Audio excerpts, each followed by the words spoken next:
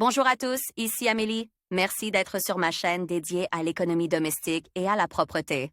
On va plonger directement dans le sujet, alors restez avec moi. L'époque où chaque ménagère était fière de son linge de lit blanc bouillant, amidon et même légèrement bleu est révolue. Aujourd'hui, ces articles ménagers sont fabriqués dans différents tissus, naturels et synthétiques, colores et monochromes. C'est pourquoi le repassage du linge de lit est considéré par de nombreuses hôtesses comme un travail routinier, voire inutile. À la vue d'une pile impressionnante de housses de couettes et de draps, on a envie de trouver une réponse à la question de savoir est-ce. Il faut allumer le fer à repasser. Il existe de nombreuses façons de simplifier le processus. Nous allons vous expliquer comment repasser le linge de lit rapidement et qualitativement. Partisans et adversaires. Les avis des ménagères sur la nécessité du repassage sont radicalement partagés, certaines se demandent sincèrement pourquoi il est nécessaire de repasser les housses de couette et les draps de grande taille, tandis que d'autres sont persuadés que l'on ne peut pas se passer de ce procédé. Les deux camps ont en quelque sorte raison, si l'on met en évidence tous les avantages et les inconvénients, traitements supplémentaires. Du tissu, à haute température, les bactéries sont éliminées, la résistance à l'usure du tissu repasse augmente, immédiatement. Après le lavage, le tissu est rugueux et rigide, ce qui est facile à corriger avec un fer à repasser. Le linge repasse est agréable à l'œil, il est plaisant de se coucher sur un lit bien range.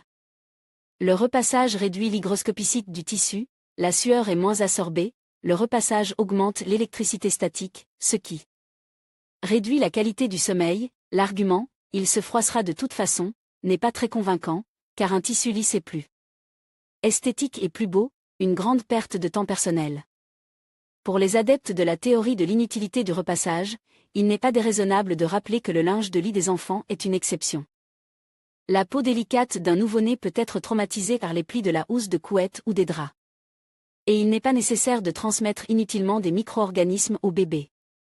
Important, le linge de lit et les sous-vêtements d'un nouveau-né doivent être repassés sur les deux faces après chaque lavage. La décision de repasser ou non ces sous-vêtements appartient à la femme elle-même. Et si la réponse est positive, il faut le faire correctement. Recommandations de base pour les tissus. Il convient tout d'abord de se familiariser avec la composition du linge, car chaque tissu a son propre régime de température, matière.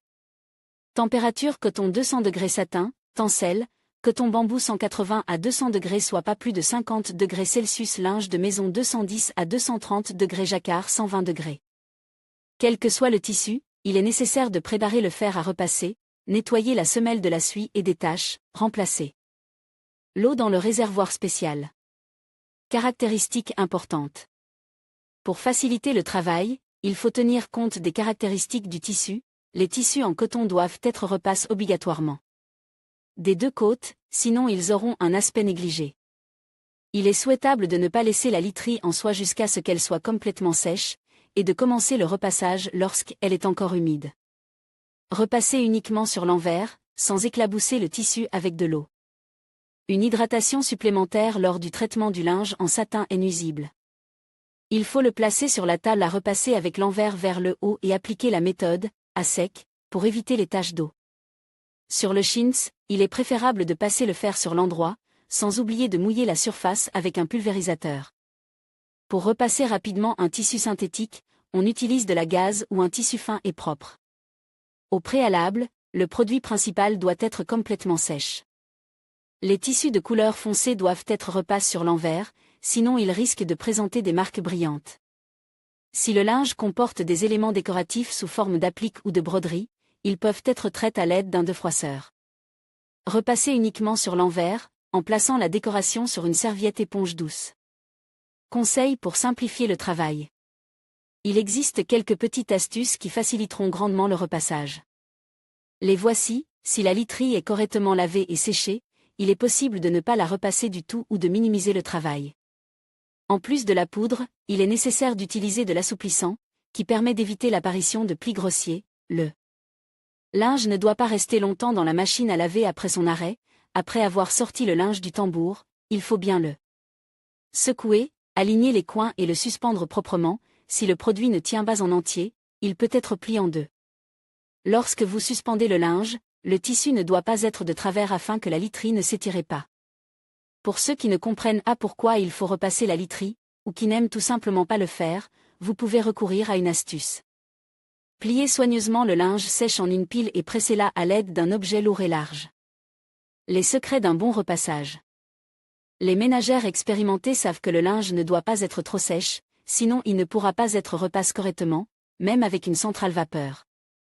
Le linge de lit en coton est humidifié au préalable à l'aide d'un pistolet ou enveloppe brièvement dans une serviette humide et propre. Un defroisseur convient pour les tissus synthétiques, car il n'est pas souhaitable de projeter de l'eau, même sur un tissu trop sec. Le linge en soie doit être repassé avec précaution, sans l'étirer, afin qu'il ne fasse pas de vagues. Il n'y a pas de planche à repasser sur laquelle un drap puisse tenir complètement, il faut donc le plier en deux. Visuellement, vous pouvez diviser la literie en sections, de sorte que tous les éléments puissent être repassés. Il est souhaitable de poser un linge propre sur le sol, afin que les petits débris ne collent pas au tissu, la literie en soie est électrisée lors du repassage. Le lin est repasse uniquement sur la face avant, en veillant à ne pas roussir accidentellement le produit. La literie en soie doit être repliée à chaque fois, de manière à ce qu'aucun trou ou éraflure ne se forme au niveau des plis.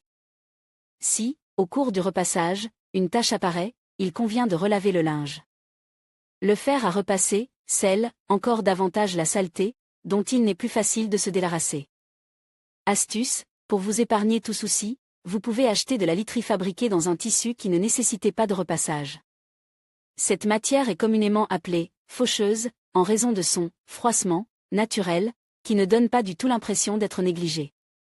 Comme vous pouvez le constater, le repassage de la literie n'a rien de compliqué, mais il faut tout de même tenir compte de certaines nuances. Nous sommes des adeptes du repassage, nous vous conseillons de nous rejoindre.